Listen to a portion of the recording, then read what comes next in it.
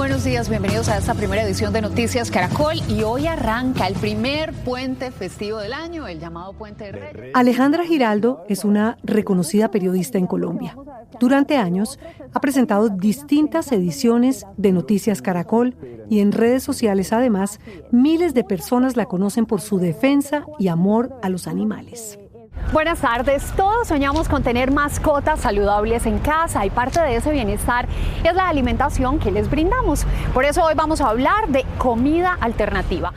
Pero ni los televidentes, ni sus seguidores y solo algunos de sus compañeros de trabajo sabían que vivía atrapada entre la ansiedad, la depresión y una enfermedad autoinmune.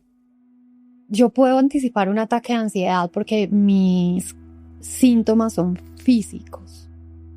Y ese día estaba supremamente agobiada, estábamos en pleno paro arrocero, estábamos con la consulta popular, yo estaba indispuesta y empecé a llorar. Yo sabía que tenía que llamar a alguien, pero no sabía cómo, qué es lo que tengo que hacer. Y sentía que tenía que meter la cabeza al sanitario. No sé por qué, pero sentía que si metía la cabeza al sanitario, ya, todo iba a parar. Durante años intentó aplacar el desespero que acumulaba en su interior. Alejandra lo llamaba un presentimiento, porque no sabía a ciencia cierta de qué se trataba. Lo único que sabía, o mejor, lo que sentía, era un vacío profundo en la boca del estómago que podía saltarla en cualquier momento, en su casa, en la calle o a punto de empezar el noticiero. A mí me da un hueco acá tenebroso. Un hueco, un vacío, que al principio yo pensé que era gastritis, imagínate. Y entonces era un vacío en esta parte horrible y taquicardia, mucha taquicardia. En ocasiones lograba atravesar esas crisis gracias a sus compañeros o enfocándose en su próxima entrevista. Pero otras veces era como una avalancha imparable que la llenaba de miedo y la desconectaba de la realidad. Yo sentía que es como si el sanitario me hablara, es que esto suena bastante extremo, pero eso es un ataque de disociación. Las personas se ven desde afuera, objetos pueden animarse, eso es un ataque de disociación.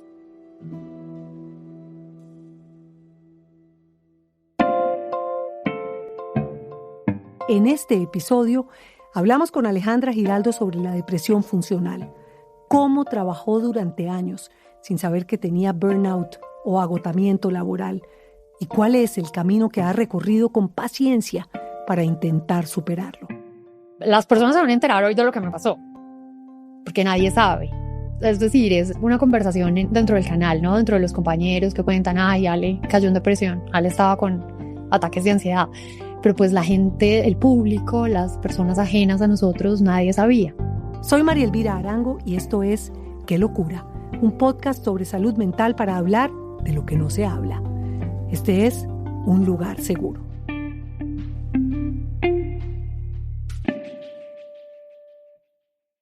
Desde que era una niña, Alejandra sintió que su vocación era estar frente a una cámara presentando noticias.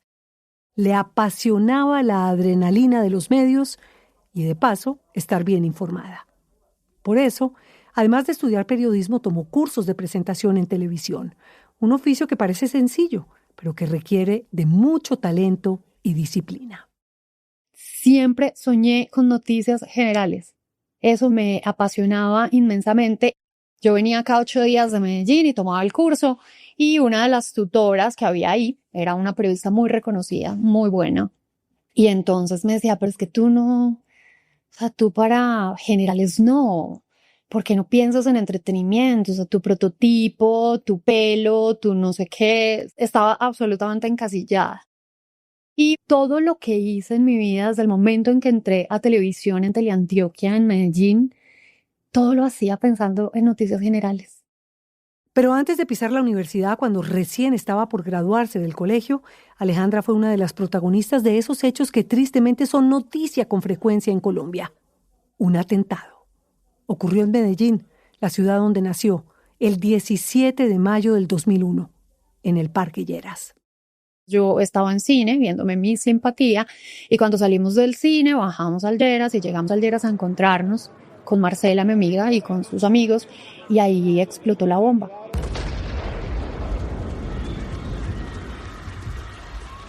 Como a 10:01, 10:02, pasaditas las 10 de la noche.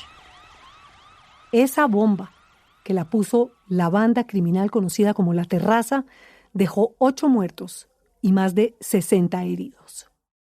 La ciudad entera, en un momento en el que intentaba dejar atrás la violencia de los 80s y los 90s, quedó en shock. Y para Alejandra es un recuerdo difícil de borrar.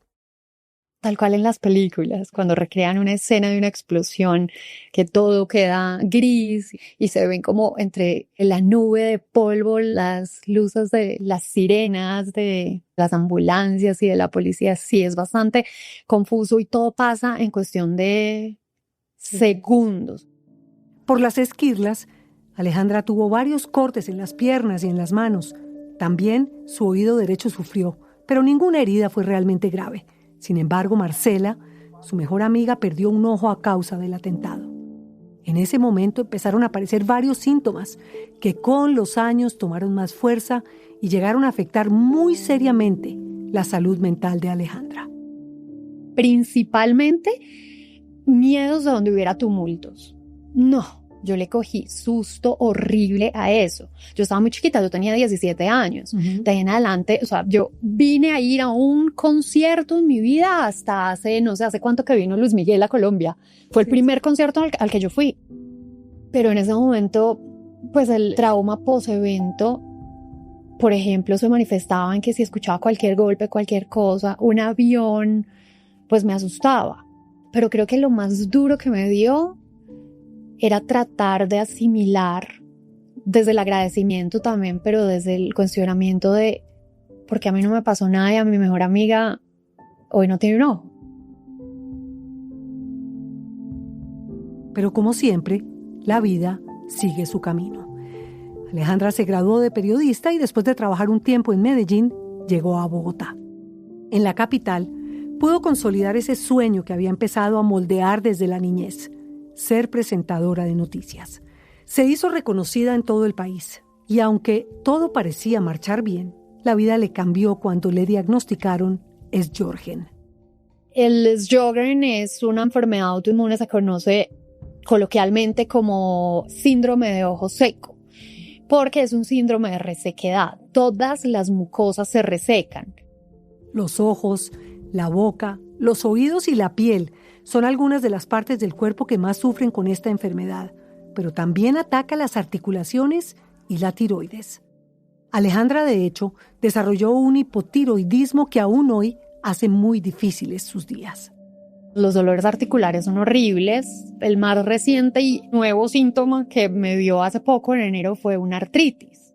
Y entonces en ese momento la duda era, y mi angustia era, juepucha, las enfermedades autoinmunes migran, eso es una pirámide.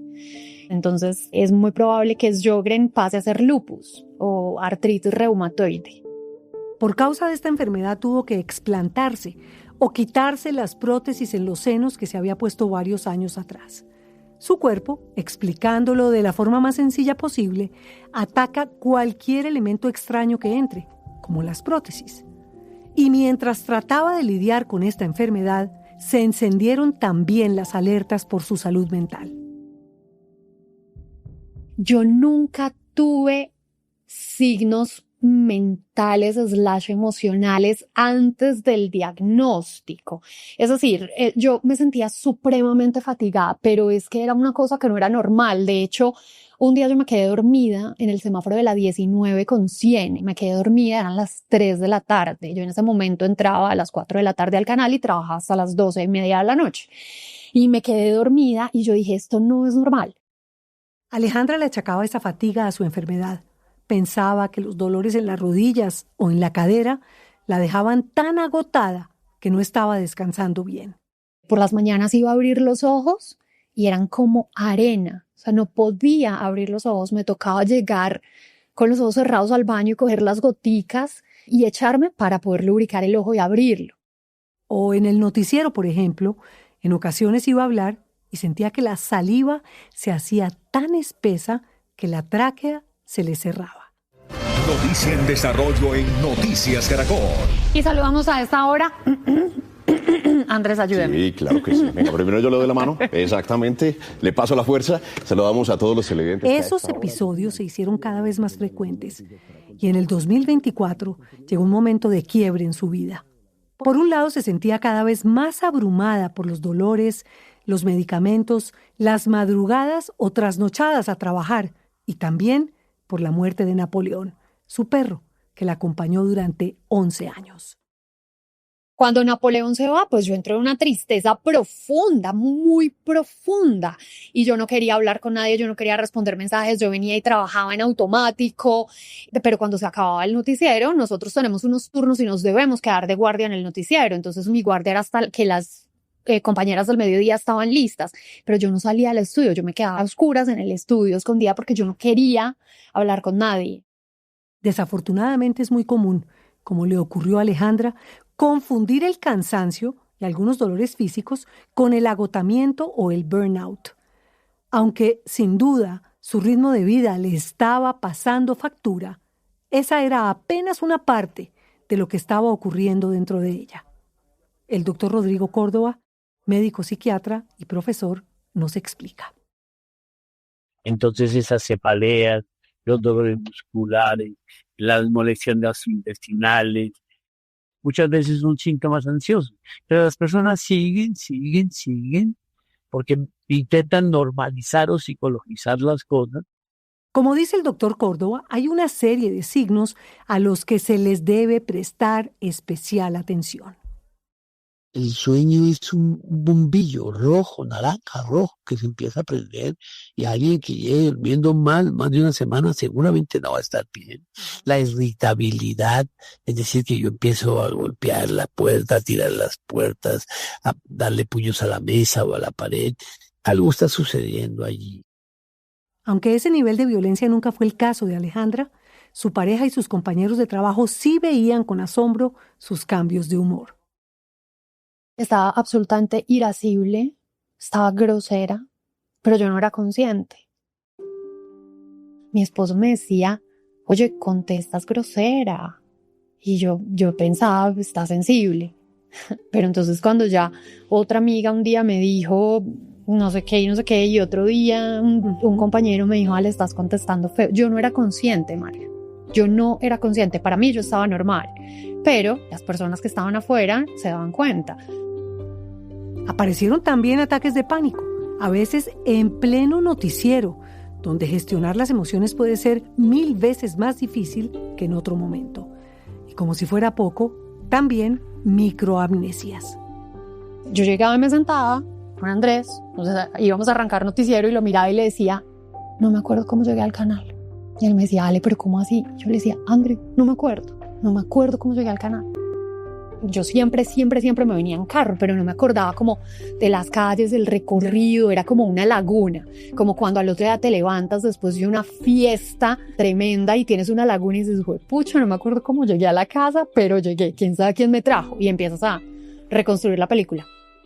Un día fui a una cita médica en la Marley y bueno, salí de la cita médica y llego al parqueadero con el papel y mi carro. ¿Y dónde está mi carro? Y yo no encontraba mi carro. ¿Y mi carro dónde está? Y busqué por todo. Y se me robaron el carro. Y yo armé un bororó. Y yo, señor, me sacaron el carro del parqueadero. ¿Pero cómo es posible? No, señorita, venga, pues muéstreme el papel, no sé qué. No, señorita, esto es del parqueadero del frente. Este no es de acá, no era el de la Marley, del sótano de la Marley, sino enfrente de la Marley hay un parqueadero. Cosas así, que yo no tenía ni idea qué pasaba. Además, los síntomas físicos por el S-Jorgen fueron mutando y hundieron mucho más a Alejandra. Yo era una diarrea andante. Mi organismo no asimilaba absolutamente ningún nutriente. Tomaba agua y corría al baño. Nada. Entonces yo solamente por mucho tiempo comí pollo a la plancha y arroz blanco. Y cuando tenía suerte me caía bien, si no, mal. Perdí un montón de peso, llegó la artritis ya fue como jaque mate. Por esos días llegó también la crisis de la que hablamos al comienzo de este episodio, en la que Alejandra quiso meter su cabeza en el sanitario. Ese ataque de pánico fue tan fuerte que la paralizó y, como ella misma dice, la sacó de la realidad, como si lo que ocurría alrededor suyo fuera la escena de una película de alguien más o algo que estaba pasando a miles de kilómetros de ahí. Entonces las paredes como que se ondularon, yo no podía respirar y lloraba y todo súper confuso porque uno no sabe qué hacer. Pero el que me salvó la vida, entre comillas, es que yo había acordado una reunión a las 3 de la tarde con el representante de Dignidad Agropecuaria, que eran los que estaban sentados en la mesa con el gobierno nacional, revisando cómo se salía del paro arrocero. El señor me llamó 4 veces y el teléfono sonó y sonó y sonó, y eso fue lo que me sacó del estado de disociación. Y yo le contesté al señor. Yo estaba llorando súper alterada y el señor, hola, doña Alejandra, ¿cómo está? Entonces venga para que hablemos. Y ahí el cerebro vuelve y se enfoca en algo y entonces sales de la crisis. Y el señor me decía, ¿usted está llorando? Y yo, no, tengo una gripa terrible. Le decía, don Oscar, tengo una gripa terrible, pero venga, conversemos. Y don Oscar no sabe, pero me salvó la vida, don Oscar. Aunque siguió trabajando, después de esa crisis supo que el ritmo que llevaba era insostenible. Como yo empecé a tener esas microamnesias, eso me angustió mucho y yo al aire 2 oportunidades me quedé en blanco. Marina Granciera me dio el paso y yo me quedé en blanco absolutamente. Entonces yo dije, tengo que ir a neurología, y además yo sentía que no me concentraba bien, o sea, mi memoria era a corto plazo, muy corto plazo. Poco después de una revisión psiquiátrica donde analizaron todos los síntomas que le había atribuido Alex Jorgen, recibió un diagnóstico devastador: depresión funcional por burnout. Ese tipo de depresión a veces pasa desapercibida porque la persona sigue trabajando y cumpliendo con las obligaciones diarias, pero lo hace a costa de su bienestar emocional. En su caso, estaba relacionada con el desgaste extremo y acumulado por el estrés laboral. Tenemos una idea errada de lo que es la depresión, o bueno, yo la tenía. Yo pensaba que estar deprimido era no querer pararse de la cama, no querer comer, llorar todo el día, estar debajo de las cobijas, pero no, hay una depresión que es funcional, que es absolutamente funcional, y es la que yo estaba encarnando, o la que pues estoy transitando. Yo era funcional en ese momento y sacaba todas mis cosas adelante y de la mejor manera posible. Me incapacitan 1 mes. Naturalmente, después de un diagnóstico por psiquiatría, la parte del medicamento que uno se opone siempre en principio, pues creo que es como la generalidad. Las personas le temen a los medicamentos psiquiátricos y le temen al diagnóstico y temen asumir que están en depresión. Las noticias en general, pero más en un país como el nuestro, pueden ser agobiantes y abrumadoras. Por eso, como explica el doctor Córdoba, muchas personas eligen tomar distancia de la actualidad para cuidar su salud mental. Muchos de mis pacientes dicen, yo lo que he optado es por no estar informado. Muchas personas empiezan a sentirse, como tú dices, intoxicados con el día a día dramático. Muchas veces genera sensaciones de pesimismo y de preocupación excesiva por el futuro. Pero en el caso de Alejandra Giraldo, pues era prácticamente imposible, porque para nosotros los periodistas, incluso en vacaciones o en momentos de descanso, es muy difícil desconectarnos de lo que ocurre en el país y en el mundo. Las noticias no se detienen, y con ellas tampoco la presión por estar informado, por responder rápido, por cumplir con una audiencia que espera explicaciones claras en el momento preciso. Nosotros tenemos que estar todo el tiempo conectados. Y el noticiero de la mañana tiene una particularidad en comparación con las otras emisiones, y es que en ese en particular uno no se puede desconectar. Es decir, si uno está en otro horario, quizás en la noche dice, me veo el noticiero de las 7, o de pronto no me lo veo porque quiero liberarme y me veo una película, o me leo el libro, o me siento a conversar con mi esposo, con mi mamá, con mi hermano, con quien sea, o salgo y me distraigo, y mañana por la mañana retomo y escucho radio desde temprano y leo la prensa y veo el periódico y me vuelvo a empapar. Y en la mañana no existe esa opción. En las noches, cuando no tenía turno, veía hasta 4 noticieros y leía algunos periódicos. Por eso uno de los mayores retos durante el mes en el que estuvo incapacitada fue precisamente ese: desconectarse de las noticias de actualidad. Después de que me pasó esto, al principio uno siente vergüenza. Yo decía, mis compañeros tienen mi mismo ritmo que yo. ¿Cómo yo voy a venir a decirle a mi jefe que muele? Porque ese señor, uno lo ve en todo, se parte la espalda trabajando. Jefe, es que estoy deprimida porque estoy cansada. No, da pena, es incómodo. No, es terrible. Entonces a mí me costó mucho digerir ese diagnóstico. Gracias a la terapia, poco a poco, entendió que recibir un diagnóstico de depresión, ansiedad o el trastorno que sea no es motivo de vergüenza. Además, sus jefes, compañeros y su familia la rodearon en ese momento. Sin embargo, un nuevo temor apareció: la medicación. Y yo decía, no me quiero medicar, no sé qué. Además, mirar que no fuera incompatible con el medicamento que yo ya estaba tomando, que además es un medicamento también oncológico, imagínate. Todas esas cositas se me fueron sembrando en la cabeza y explotaron, porque además a uno le advierten que en principio, mientras que existe la adaptación, el medicamento puede recrudecer los ataques de pánico. Y un ataque de pánico es horrendo. Por fortuna no volvió a enfrentar ataques tan intensos como los que había vivido hasta entonces. Sí aparecieron la ansiedad y algunos episodios de profunda tristeza, pero esta vez pudo afrontarlos con mejores herramientas y con mayor claridad. Además me fui de vacaciones y fue una desconexión absoluta. Fue un ejercicio de silencio, de introspección, de disfrutar, de estar acá presente.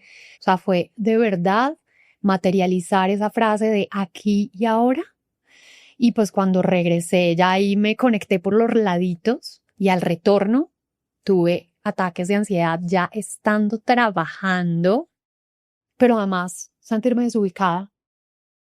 Aunque se sentía mucho mejor que meses atrás y pudo retomar su trabajo, los médicos le recomendaron no presentar noticias durante un tiempo. La idea era avanzar en su recuperación con calma, paso a paso, aunque eso le generara algo de incertidumbre.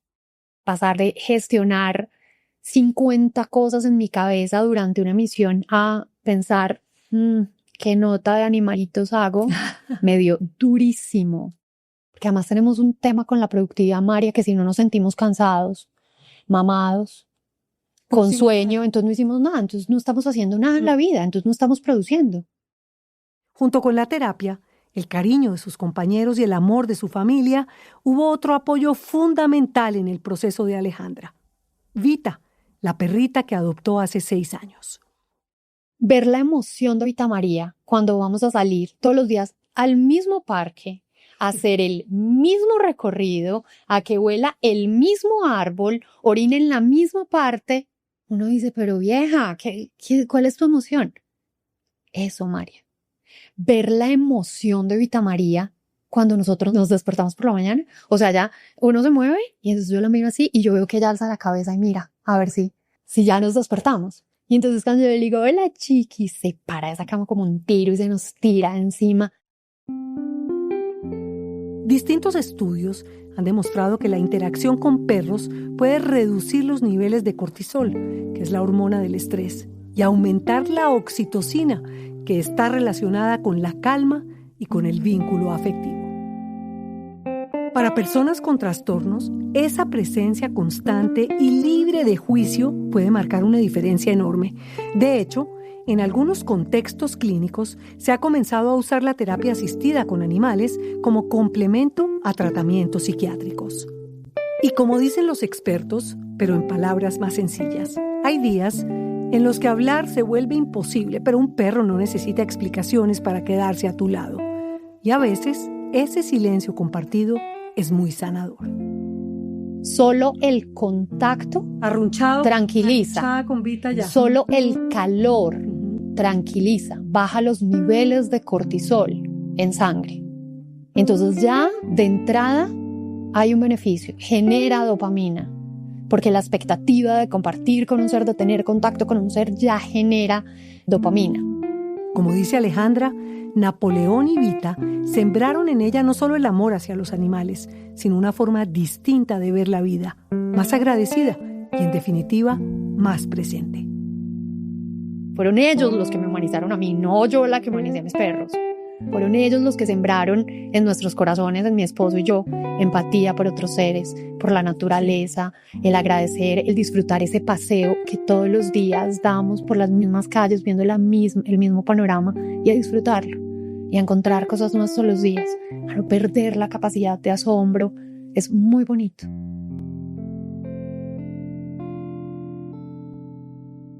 Poco a poco, Alejandra ha vuelto a lo que la apasiona: contar historias, presentar noticias, mirar a la cámara con la misma entrega de siempre. Pero esta vez lo hace distinto. Ha aprendido a reconocer sus límites, a hacer pausas necesarias y a priorizar su bienestar sin dejar de lado su vocación.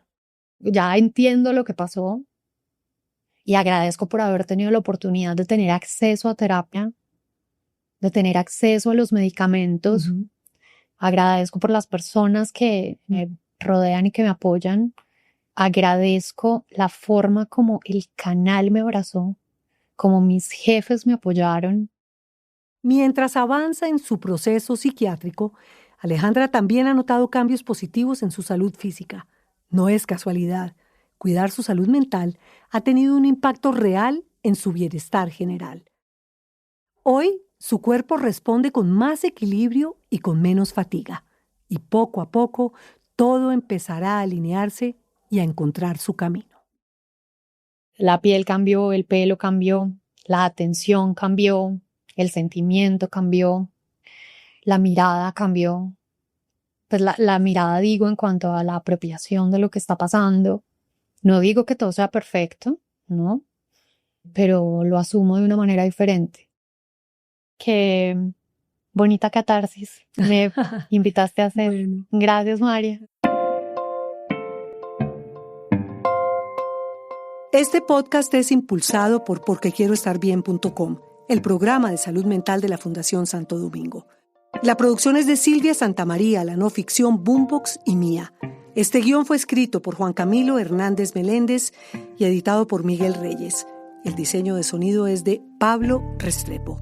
La ilustración de la portada es de Isabela Soto Vallejo. Gracias por apoyar este proyecto, también a TQ y su marca MK, medicamentos totalmente confiables. Recuerde que hablar nos hace bien. Consulte e infórmese sobre salud mental en porquequieroestarbien.com, el programa que acompaña a miles de personas.